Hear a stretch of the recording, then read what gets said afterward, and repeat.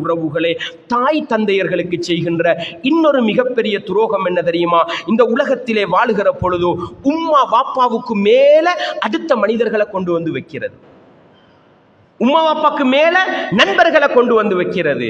அன்பார்ந்தவர்களே, ரசூலுல்லாஹ் ஸல்லல்லாஹு அலைஹி வஸல்லம் அவர்களிடத்துல நபித்தோழர்கள் வந்தார்கள். அல்லாஹ்வின் தூதரே, மன் அஹக்குன் நாஸி பிஹுஸ்னி ஸஹாபதி, நான் தோழமை பாராட்டுவதற்கு, நான் உறவு கொள்வதற்கு மிகச்சிறந்த உறவு யாருன்னு கேட்டாங்க. எப்படி கேட்டாங்க? நான் தோழமை கொள்வதற்கும் உறவு வைத்து பாராட்டுவதற்கும் மிகச்சிறந்த உறவு யாருன்னு கேட்ட நேரம் ரசூலுல்லாஹ் உம்முக, ஓண்ட உம்மா. சும்மமன், அடுத்தது யாரு? உம்முக, ஓண்ட உம்மா. சும்மமன், அடுத்தது யாரு? உம்முக, ஓண்ட உம்மாண்டாங்க ரசூலுல்லாஹ். சும்மமன், அடுத்தது யாருன்னு கேட்ட நேரம் அபூக்கண்டாங்க, ஓண்ட வாப்பாண்டாங்க.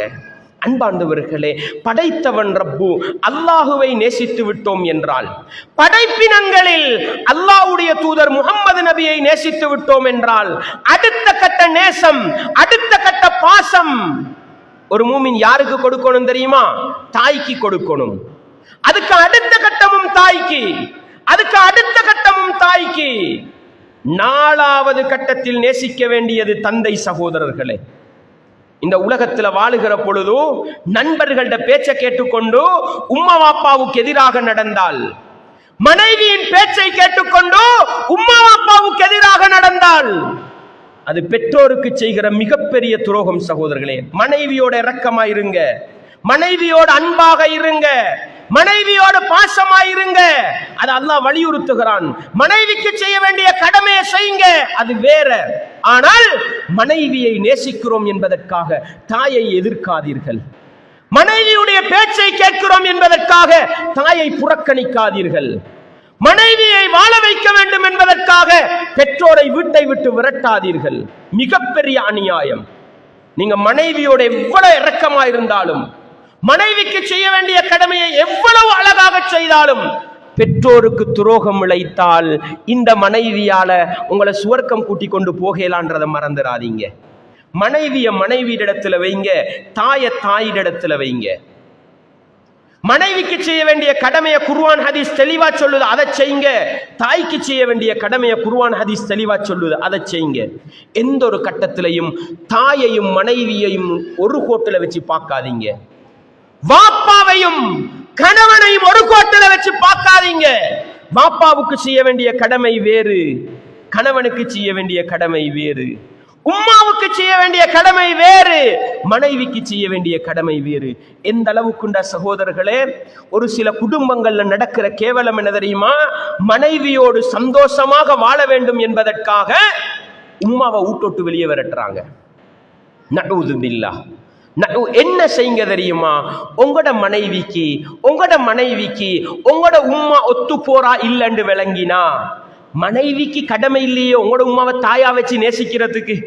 உங்களோட உம்மாக்கு சேவை செய்யறது மனைவிக்கு கடமை அல்ல, உபகாரம். செஞ்சா நன்மை, செய்யாட்டி எல்லாம் குற்றம் முடிக்க மாட்டான். ஆனா உங்களோட மனைவியை வச்சு உங்களோட தாயை கேவலப்படுத்தாதீங்க. உங்களோட மனைவியை வச்சு உங்களோட தாயை அசிங்கப்படுத்தாதீங்க. இன்றைக்கு சில மகன்மார் என்ன தெரியுமா செய்யறாங்க? கொஞ்சம் ஆக்கி போடு, இல்லாட்டி பாரு, அவள் நாசமா போனவள், இவளோட எல்லாம் ஆக்கி கொடுக்குற. இந்த நாய் சோறு உங்களோட உமாக்கு கொடுக்கணுமா? நான் கேட்கிறேன். என்ன அடே, ரெஸ்பெக்டா ஹோட்டல்ல வாங்கி கொண்டு வந்து ராணி வாழ்க்கை கொடுங்க உங்களோட உமாக்கு. ஒரு வேலைக்காரி வச்சு பாருங்க. எங்கட சமூகம் விளங்கின மிகப்பெரிய தவறு என்ன தெரியுமா? தன்னுடைய தாயை வெறுக்கின்ற, மகன் இல்லாத நேரத்தில் தாய்க்கு அநியாயம் செய்கின்ற, மகன் இல்லாத நேரத்தில் தாய்க்கு ஏசுகின்ற, மனைவிய பைபோசா சாப்பாடாக்கி கொடுக்க வச்சிரா, உடுப்பு கழுக கொடுக்க வைக்கிறான் மகன். இல்ல, ஏண்ட உம்மா ராணி, என்னை சுமந்தவள், என்னை பெத்தெடுத்தவள், உன்னை அழகான நல்ல மனைவி என்று எனக்கு தேடி வைத்தவள், உன்னுடைய சோறு என்னுடைய தாய்க்கு தேவையில்லை. நீ என்னுடைய தாய்க்கு வேலை செய்ய தேவையில்லை. நான் ஒரு வேலைக்காரி வைத்து பார்ப்பேன். நல்லா விளங்குங்க. உங்களோட உம்மாவை, உங்களோட தாய வெறுக்கிற மனைவியை வைத்து அந்த தாய்க்கு கேவலம் கட்ட சேவை செய்வதை விட உங்களோட மாச சம்பளத்துல 20,000 30,000 ஜெனிவினா கொடுத்து ஒரு வேலைக்காரி வச்சு உங்களோட உம்மாவை ரெஸ்பெக்டா பாக்குறது என்ன? நாங்க நினைக்கிறோம் வேலைக்காரி வச்சு உம்மாவை பார்க்கிறது கேவலம். கேவலமா? ரசூலுல்லாஹ் காதிம் வச்சிருக்கலையா? ஆயிஷா நாயகி காதிம் வச்சிருக்கலையா?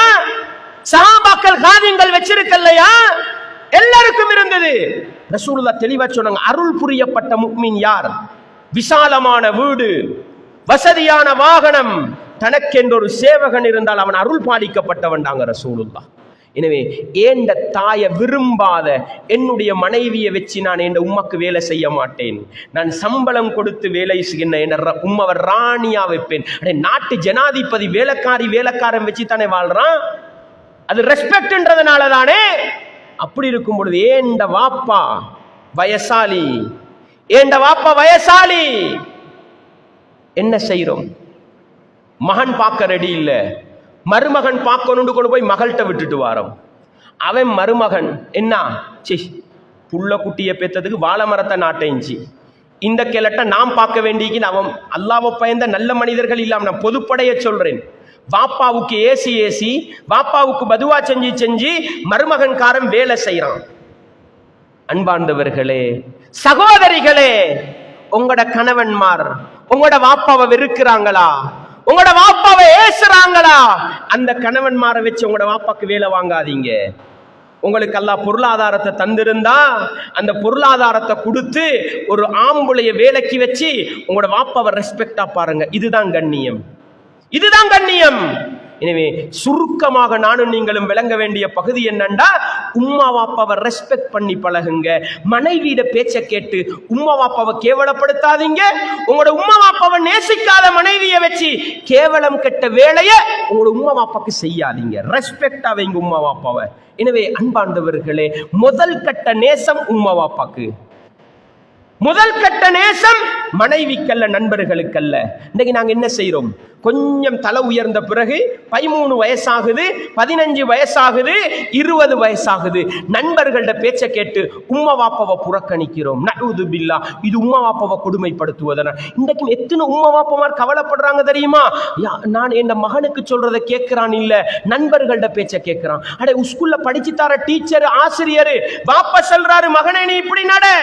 இல்ல, என்ற டீச்சர் இப்படி சொன்னாங்க, என்ற சேர் இப்படி சொன்னாங்க, அவங்களோட பின்னுக்கு போறாங்க. இல்ல சகோதரர்களே, வழிகாட்டல் சரியாக இருந்தால், குர்ஆன் சுன்னாவுக்கு உட்பட்ட வழிகாட்டலாக இருந்தால், ஷிர்க்கையும் பித்அத்தையும் தூண்டாத வழிகாட்டலாக இருந்தால், நண்பர்களை விட, மனைவியை விட, ஏனைய மனிதர்களை விட உம்மா வாப்பாட பேச்சுக்கு முதலிடம் கொடுக்கணும். இல்லண்டா உம்மா வாப்பாவை கேவலப்படுத்தின அடித்தளத்துக்கு கொண்டு போன குற்றத்துக்கு நானும் நீங்களும் ஆளாக வேண்டி வரும் என்பதை நானும் நீங்களும்